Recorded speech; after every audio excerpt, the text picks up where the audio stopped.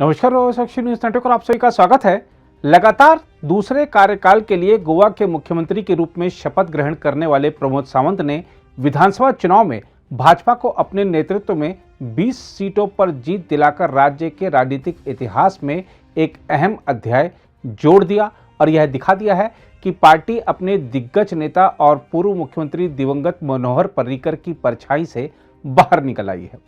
आयुर्वेद चिकित्सक और उत्तर गोवा की सांखलिम सीट से 3 बार विधायक चुने गए प्रमोद सावंत पर्रिकर को अपना गुरु मानते हैं। हम आपको बता दें कि भाजपा साल 2012 से गोवा में सत्ता में है और यह उसकी लगातार तीसरी जीत है।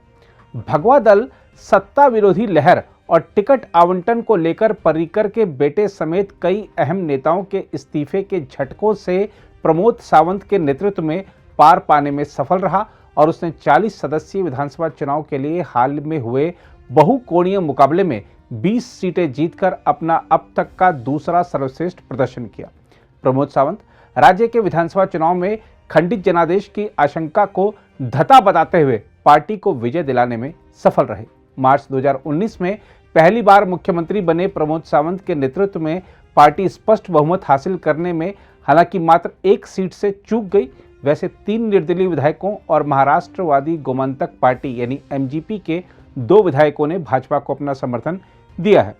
इससे पहले भाजपा ने साल 2012 में 21 सीटें जीतकर गोवा में अपना सर्वश्रेष्ठ प्रदर्शन किया था। उस समय गोवा के राजनीतिक परिदृश्य में मनोहर पर्रिकर का दबदबा था।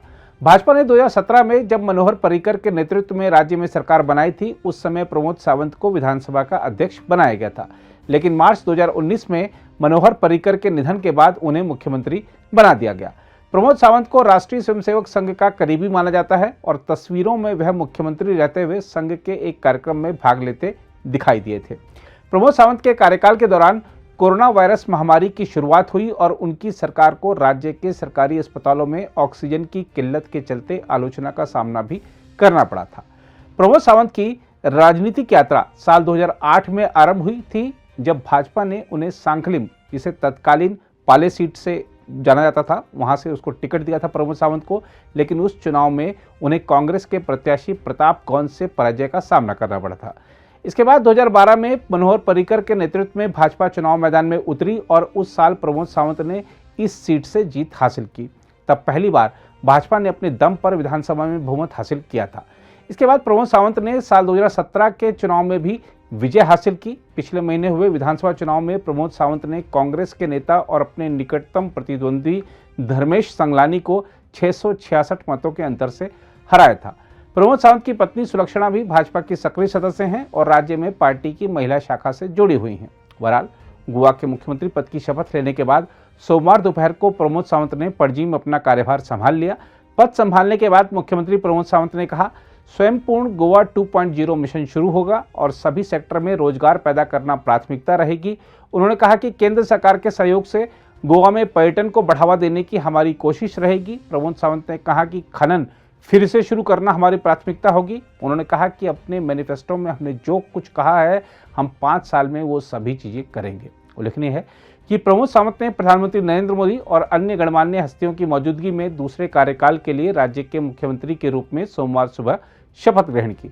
गोवा के राज्यपाल पीएस श्रीधरन पिल्लई ने राजभवन से 4 किलोमीटर दूर राज्य की राजधानी पणजी के निकट बम्बोलिम के डॉक्टर श्यामा प्रसाद मुखर्जी स्टेडियम में आयोजित समारोह में प्रमोद सावंत को मुख्यमंत्री के रूप में और 8 अन्य भाजपा विधायकों को कैबिनेट मंत्रियों के रूप में शपथ दिलाई। इस समारोह में 10,000 से अधिक लोग शामिल हुए। इस कार्यक्रम में प्रधानमंत्री नरेंद्र मोदी, केंद्रीय मंत्री नितिन गडकरी और श्रीपद नाइक, भाजपा के राष्ट्रीय अध्यक्ष जेपी नड्डा, हिमाचल प्रदेश के राज्यपाल राजेंद्र अर्लेकर जो गोवा के ही रहने वाले हैं, उनके अलावा महाराष्ट्र के पूर्व मुख्यमंत्री देवेंद्र फडणवीस जो कि गोवा चुनाव प्रभारी थे, समेत कई नेता शामिल हुए। यह दूसरी बार है जब गोवा के मुख्यमंत्री ने राजभवन के बाहर शपथ ग्रहण की है। इससे पहले मनोहर पर्रिकर ने साल 2012 में भाजपा के सदन में सबसे बड़ी पार्टी के रूप में उभरने के बाद राज्य की राजधानी पणजी के कैंपल इलाके के एक मैदान में मुख्यमंत्री के रूप में शपथ ली थी। प्रमोद सावंत ने कोंकणी भाषा में शपथ ग्रहण की। सावंत के अलावा समारोह में शपथ लेने वाले अन्य नेताओं में विश्वजीत राणे, मोविन गोडिन्हो, रवि नाइक, नीलेश काबराल, सुभाष शिरोडकर, रोहन खोंटे, गोविंद गौड़े और अतनासियो मोन्सेराटे शामिल हैं। इस समारोह में केंद्रीय गृह मंत्री अमित शाह मौजूद नहीं थे, लेकिन उन्होंने सावंत और उनकी टीम को बधाई दी। अमित शाह ने ट्वीट किया, प्रमोद सावंत और गोवा में शपथ ग्रहण करने वाले सभी नेताओं को बधाई। उन्होंने कहा, मुझे भरोसा है कि प्रधानमंत्री नरेंद्र मोदी के नेतृत्व में यह टीम गोवा के लोगों की आकांक्षाओं को पूरा करने और राज्य को प्रगति की नई ऊंचाइयों पर ले जाने के लिए अथक काम करेगी। भाजपा की गोवा इकाई के प्रमुख सदानंद शेठ तानवावड़े ने शपथ ग्रहण समारोह के बाद संवाददाताओं से कहा कि राज्य कैबिनेट में 3 और मंत्री 1 या 2 महीने में शामिल किए जाएंगे, लेकिन उन्होंने यह नहीं बताया कि गैर भाजपाई विधायकों को मंत्री बनाया जाएगा या नहीं। अधिकारियों ने पहले बताया था कि राज्यपाल पिल्लई ने 29 मार्च से नई विधानसभा का 2 दिवसीय सत्र बुलाया है और इस दौरान प्रमोद सावंत को विश्वास मत हासिल करना होगा। उन्होंने कहा कि सत्र के दौरान विधानसभा का नया अध्यक्ष भी चुना जाएगा। सत्र के दौरान विधेयकों को पारित करने और लेखानुदान सहित कई विधायी कार्यों को पूरा किए जाने की उम्मीद है। भाजपा ने विधानसभा के अध्यक्ष पद के लिए विधायक रमेश तावड़कर को खड़ा किया है, जबकि विपक्ष ने कांग्रेस विधायक अलेक्सो सिक्कीरा को नामित किया है। अगर आप भी लेना चाहते हैं देश दुनिया की तमाम जानकारी तो आज ही सब्सक्राइब करें हमारे चैनल को। साथ ही नीचे दिए बेल आइकन को जरूर दबाएं ताकि हर अपडेट आप तक पहुंच सके।